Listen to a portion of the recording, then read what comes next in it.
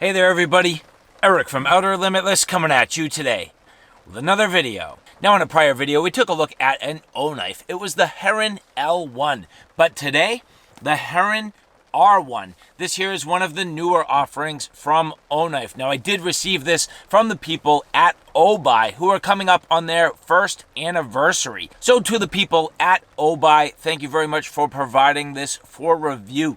For everybody watching, they will be having some sales. So at the time of this video, not just this awesome Heron R1 release, but many other products on the OBI website will be for sale. So check the links in the description box below. But again, this Heron R1, now I don't know exactly what makes this a Heron when we've already taken a look at the Heron L1. This, in my opinion, and from what I can tell, a completely different design. So why are they going with the name Heron? I can't really say that for sure. But what I can say is we're going to look at this in detail. I'm going to bust it out of the package. We're going to get a first look and impression. But with that said, I have a whole bunch to do and a whole bunch to share with you.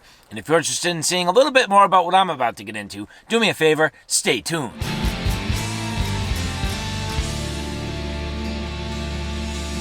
Now again, before we get too far, I would like to say thank you very much to the people at OBI who did provide this for review. And so the Heron R1. Oknife always doing a fantastic job with their blades. Now they typically fall into a couple different classes. Some are a little bit nicer with slightly nicer finishes. Some of them a little bit more, I'd say, budget friendly. This one here in the budget friendly sort of genre. So D2, G10, but at the same time, nice features. Now, Oknife always doing a fantastic job with their packaging. Nice attention to detail. A lot of little subtle details, and I'm curious what we'll find inside here. And right away, a cool little patch. So that is one thing that you'll find is they always give you something a little bit extra. On their nicer knives and slightly more expensive knives, a lot of times you'll get a challenge coin, and then on the slightly more budget-friendly, you do get a morale patch, so a PVC morale patch, really cool. Each one of them being a little bit different, and here you can see it does have the knife, has a little bit of I don't know, southwestern sort of feel to it. Pretty cool, has that lizard or, you know, a gecko or whatever you'd want to call it there, chameleon type of logo, so really neat, just a nice little patch. In their packaging, they also supply a little cleaning cloth, and not that you really need it, but just an informational pamphlet. All of their knives, regardless of the model, do come in a little slip pouch, so you can see small little Velcro slip pouch, and then of course inside the knife. So this Heron R1, which right away, I love the way this looks. You have that OD green G10, and you have like a desert tan Cerakote all over everything. Everything. You have it on your frame, you have it on the blade, you have it on your deployment studs, you have it on the pivot, you have it on the clip, all the hardware. The only part that does not have that Cerakote is on your crossbar lock. So you'll notice this is a crossbar style lock. But deployment wise, ooh, nice. And a very standard blade. Now that's one thing I can say is right away my impression of this is no frills, very standard, but that's a good thing. I want an average standard blade. This is an awesome EDC shape, very functional, very utilitarian driven, and just an awesome overall profile. Indexing in my hands nicely. Of course, I can feel the clip just a little bit, but not a big deal. And another thing that I'm seeing right away, which is awesome, where you have a crossbar style lock. That is a very ambidextrous friendly design, so right hand or left hand carry. And if you take a look at the clip here, well, not only is it set up for right hand tip up carry, but we'll flip that around. Lefties, you are in luck, left hand tip up carry.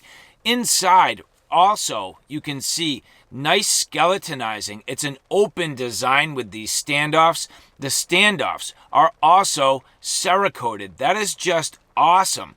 I love this knife right away, and I haven't even used it. I like the fact that it's D2 in this case. Quite frankly, it doesn't need to be anything other than that, because D2 will have a nice edge retention, but you also have the Cerakote, which is going to do a nice job to preserve the blade. So I think this is a fantastic offering. Even without using the knife, I can tell just by holding it, it's going to be extremely functional. It's stylish, and it has a real cool utility and sort of tactical look to it. So right away, very, very nice. The G10 having grip texturing, so you can see here, nice grip texturing. It's not overly aggressive, but it's aggressive enough that you definitely get a nice purchase. Another thing that I'm seeing that's really nice, just excellent fitment across the top of the knife. So your scales are perfectly flush to the frame, and it almost has a liner look to it. This could also make a fantastic little fixed blade design, leveraging the exact same blade shape, exact same handle, yet going to a full tang design with some tan liners on that OD green G10. And this would not only be a cool folder, but you could have a fantastic little EDC fixed blade, sort of bushcraft and EDC style, with this exact same blade shape and everything about it. So right away, I am a big fan of this knife. I like this design. I think it is fantastic. Now let's just play a little bit of fidget factor here, getting on that crossbar lock, leaning into it, and yeah, nice. Closes easily, of course it does. Kind of bind when you get down. If you don't pull it all the way back, you'll notice, you know, and in that case I did, but if I just pull it part way down and get it to drop, it will bind. That's just the nature of a crossbar lock. You need to stay on that lock and make sure it closes all the way, but that will work easily. No fear that I'm going to pinch the meat in my hand. Sometimes when you do this, you kind of need to worry about that tip and that little bit of meat that sort of sticks through at the bottom there. I've got nicked a number of times, but no worries, no fear here. Good action, nice and smooth. Seems to be on bearings. I have not checked that, and I probably won't, but I mean, most of their knives do seem to run on bearings. I can't quite tell with the light in here. I'll try to verify that for sure. Ooh, nice. Has a little bit of blade weight, not a ton, but enough that you can definitely flick that open, reverse grip. Not that I would expect to necessarily do that with a folding knife, but the fact that it's going to be a good, strong lock means that if you had to, you could probably use this for simple self-defense purposes. And this handle indexing wonderfully. Has a nice little finger choil, not a full, and I'm not saying in the blade, not a full finger choil, but a little indexing sort of choil and a semi-extruding guard. Just enough to protect your hand while you get over the top and bear down with your thumb. Nicely rounded, everything contoured, and fits in your hands nicely. I love this blade shape. To me, the average blade shape, perfect for everyday carry, perfect for utility tasks and the types of things that you're going to need. So this blade is nice. I'm a big fan. Looking across the top here, you'll notice nicely tapered into a refined tip. Now there is no unsharpened swedge. That's one thing that I think they could have done, which might have added just a little bit of strength to the tip, but it's almost like it's hollow ground. And I think the actual blade itself, yeah, that's a hollow ground blade. So this is not a flat grind. This is a hollow ground knife all the way into the tip. And you can see that hollow grind translating through the tip. So you will need to be careful with this. That's an extremely dainty, precise, and refined tip.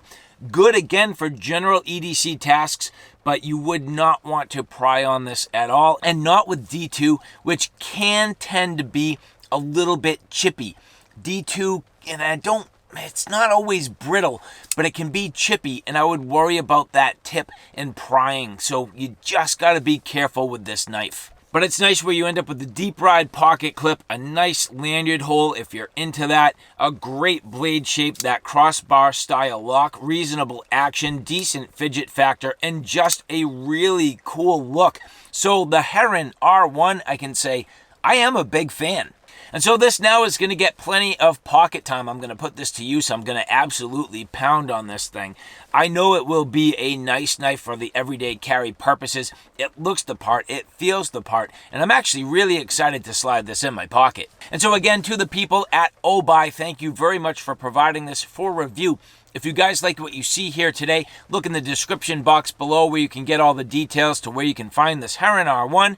Get one for yourself. It's not only getting you something cool in your pocket, it's helping OBI, it's helping Oknife, and it's helping me here on the channel. So if you like this content, do me a favor, take a look in the description box below. And if you like this content, take a look at my Outer Limitless 2 channel, which is more on the tactical and firearm side of things. At this point, that channel is growing quickly. I have a ton of videos up there. So if you like what you see here on Outer Limitless, do me a favor and check me out in Outer Limitless 2. So all right, guys, thanks for stopping by. I hope you like what you saw. I hope you found it a little bit informative. If you like what you saw, please like, share, and subscribe. And as always, thanks for stopping by. Take care now. I'll see you soon.